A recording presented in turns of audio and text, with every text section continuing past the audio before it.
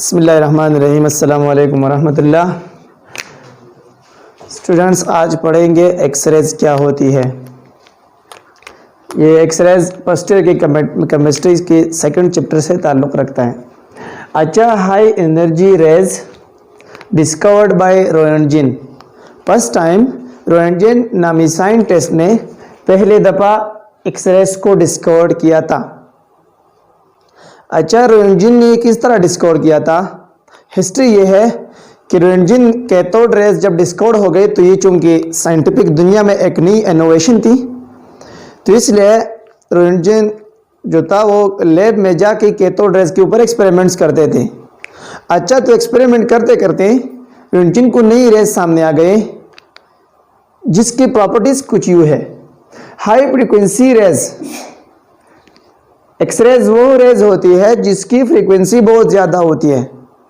लाजमी बात है, जब एक चीज़ की फ्रीक्वेंसी बढ़ती है तो इसकी एनर्जी बढ़ती है, क्योंकि number of vibrations per unit time maximum हो जाती है। लाजमी बात है, एनर्जी बढ़ती है। और फ्रीक्वेंसी जब बड़ी हो जाती है तो इसके अपोजिट वेवलेंथ कम हो जाती है, क्योंकि हमें पता है कि एक रे की फ्रीक्वेंसी के बढ़ने के साथ साथ उसकी वेवलेंथ घट जाती है। अच्छा, तो आज पढ़ेंगे एक्सरेज की हाई फ्रीक्वेंसी और हाई वेवलेंथ और लो वेवलेंथ की प्रॉपर्टीज की वजह से क्या होते हैं। Travel and straight path like electrons, ये प्रॉपर्टीज है एक्सरेज की। एक्सरेज हमेशा स्ट्रेट लाइन में मोशन करती है। हमने पहले बताया है कि सन से जो रेज आते हैं या हम जो इलेक्ट्रॉन पैदा करते हैं एक लैब के अंदर, वो हमेशा स्ट्रेट पाथ में मोशन करती है। जब स्ट्रेट पाथ में मोशन करती है तो इसके सामने अगर कोई चीज़ आगे ऑब्स्टिकल बन जाए तो उस ऑब्स्टिकल का तस्वीर एग्जैक्टली अपोजिट साइड में शेडो की तरह बनाते हैं। इस तरह the same is the case here, travel in the straight path like those of electrons. Is it clear और नॉट?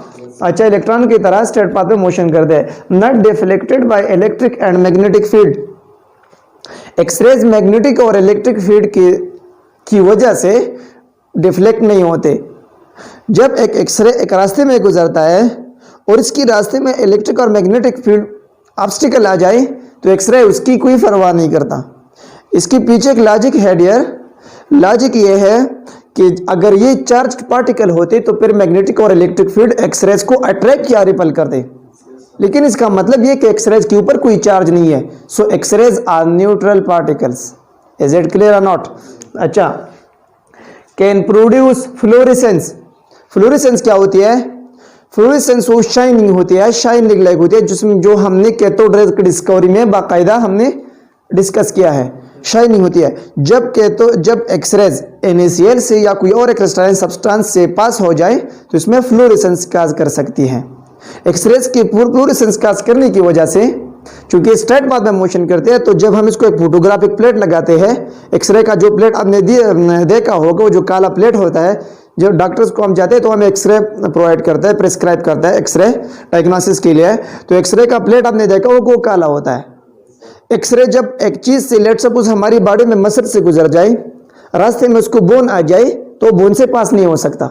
जब बोन से पास नहीं हो सकता तो आर पार अक्रॉस बोथ साइड से, यानी ऑल साइड से एक्सरेज पास होते हैं, तो एग्जैक्ट इमेज बनाता है, एग्जैक्ट शेडो बनाता है अपोजिट फोटोग्राफिक प्लेट के ऊपर। फिर डार्कनेस में वो फोटोग्राफिक प्लेट, वो लैब वाला जो होता है, लैब वाला वो डार्क प्लेट बाहर लाता है और डॉक्टर को हम दिखाते हैं। इसकी वजह से वो बोन या कार्टिलेज की एग्जैक्ट इमेज को देख के वो हमारी डायग्नोसिस करते हैं और इसके रोशनी में फिर वो प्रिस्क्रिप्शन करती है। अच्छा, can produce fluorescence, can be reflected and refracted. अच्छा, रिफ्लेक्शन क्या होती है? The bouncing back of the light when strike a surface is called reflection. जब बाउंस बैक करता है, जब सरफेस को हिट करता है, इसको हम कहते हैं रिफ्लेक्शन। अच्छा, रिफ्रैक्शन क्या होती है? जब एक मीडियम से दूसरे मीडियम को लाइट मुंतकिल होती है और इसकी वेलोसिटी और डायरेक्शन में कोई चेंज आती है, इसको हम कहते हैं रिफ्रैक्शन। क्या कहते हैं? Refraction. The change in velocity or direction of the light when it is transmitted from one medium to another is known as refraction. Is that clear or not? अच्छा, चूंकि लाइट की प्रॉपर्टी है, X-rays भी light में पाई जाती है। Ultraviolet हमें जो लाइट आती है सन से, जो लाइट आती है अल्ट्रावायलेट रेडिएशन, हमने तो सिर्फ वेबगियर का बताया। वेबगियर से इस साइड में, लेफ्ट साइड में वेबगियर से एक चीज़ होती है अल्ट्रावायलेट से, और इस तरह अगर इधर आके एक्सरेज जब फ्रिक्वेंसी ज़्यादा हो जाती है, वेवलेंथ कम हो जाती है, बहुत सारे रेज इस तरह पाई जाते हैं, और उस साइड पे भी बहुत सारे रेज इस तरह होते हैं, radio waves, microwaves and many other waves. तो एक्सरेज उस सीरीज में भी आता है। तो रिफ्रैक्शन और रिफ्लेक्शन चूंकि लाइट की प्रॉपर्टी है, लेकिन एक्सरेज भी एक पर्टिकुलर रेज होती है, तो एक्सरेज भी रिफ्लेक्शन और रिफ्रैक्शन करते हैं।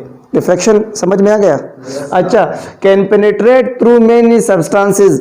एक्सरेज जो है ये बहुत ज्यादा सब्सटेंसेस के अंदर पेनिट्रेशन करती है, क्योंकि एक्सरेज की फ्रीक्वेंसी ज्यादा हो जाती है, एक्सरेज की एनर्जी ज्यादा होती है, इस वजह से वो बहुत सारे सब्सटेंसेस के अंदर पेनिट्रेशन कर सकती है। अच्छा, तो ये प्रॉपर्टीज थी एक्सरेज के। अब एक्सरेज की प्रोडक्शन किस तरह होती है और रंजन ने किस मेथड को फॉलो करके एक्सरे को प्रोड्यूस किया। अच्छा, तो मैंने लिखा है मेथड्स ऑफ प्रिपरेशन। 3 मेथड्स होती है जिसके जरिए हम एक्सरेज को प्रोड्यूस कर सकते हैं।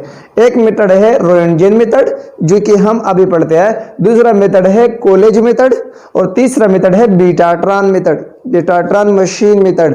अच्छा, बीटाट्रॉन एक इलेक्ट्रॉन एक्सेलरेटिंग मशीन होता है। इसमें जब हम इलेक्ट्रॉन्स डालते हैं, इसमें जब इलेक्ट्रॉन प्रोड्यूस होती है तो वो एक्सेलरेशन पाती है, एक्सेलरेशन इलेक्ट्रॉन के अंदर एक्सेलरेशन प्रोड्यूस होती है। तो बीटाट्रॉन वही मशीन होती है जिसको हम कहते हैं इलेक्ट्रॉन एक्सेलरेटिंग मशीन, जिसके जरिए भी एक्सरेज की प्रोडक्शन हो सकती है। चलो पढ़ते हैं रोएंटगेन मेथड क्या है। अच्छा, when cathode rays are produced, here is a gas discharge tube.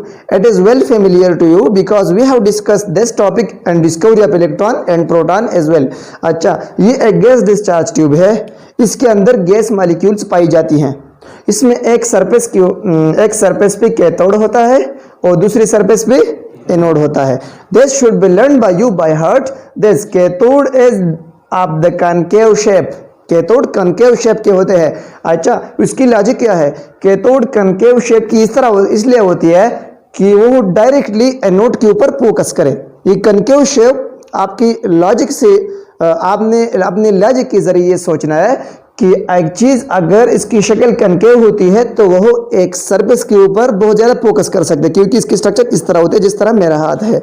अच्छा, तो कैथोड कनकेव शेप की होती है, एक एनोड होता है। इस गैस डिस्चार्ज ट्यूब के अंदर प्रेशर होता है 0.001 millimetre of mercury, which is very low pressure. अच्छा, वोल्टेज जो होता है 30 किलो से लेकर 50 किलो, यानी 30,000 से लेकर 50,000 तक वोल्टेज होता है। अच्छा, और ये गैस डिस्चार्ज ट्यूब है। जब एक्सपेरिमेंट इस तरह है कि जब कैथोड रेज प्रोड्यूस होता है इस गैस डिस्चार्ज ट्यूब के अंदर, इस तरह के वो साइंटिस्ट क्या था, जे थॉमसन, जिसने ओलिवियर क्रूक्स जिसने एक्सपेरिमेंट की थी। कैथोड रेज जब प्रोड्यूस हो जाते तो कैथोड रेज सीधे जाके एनोड को हिट करते हैं। मैंने यहाँ पे लिखा है hit anode, anode is of metal. अच्छा, एनोड को हिट करते हैं। जब एनोड को हिट करते हैं तो एनोड की इनर शेल से इलेक्ट्रॉन्स को एक्साइट करते हैं। जब इलेक्ट्रॉन्स एक्साइट होते हैं इनर शेल से हायर शेल्स में जाते हैं, तो हायर शेल से लाजमी बात है बोहर एटॉमिक मॉडल के मुताबिक हायर शेल में चूंकि एनर्जी ज़्यादा होती है और हर चीज़ कहता है कि मेरा एनर्जी कम हो जाए, तो हायर शेल से ये इलेक्ट्रॉन दोबारा लोअर शेल की तरफ मोशन करेगा। अच्छा, जब मोशन करते हैं अपॉन डी एक्साइटेशन, जब डी एक्साइटेशन होती है रेडिएट एनर्जी, तो ये इलेक्ट्रॉन कुछ एनर्जी रेडिएट करते हैं। जब ये एनर्जी रेडिएट होती है तो इसके साथ रेज खारिज होते हैं जिसको हम कहते हैं एक्स रेज। क्या कहते हैं?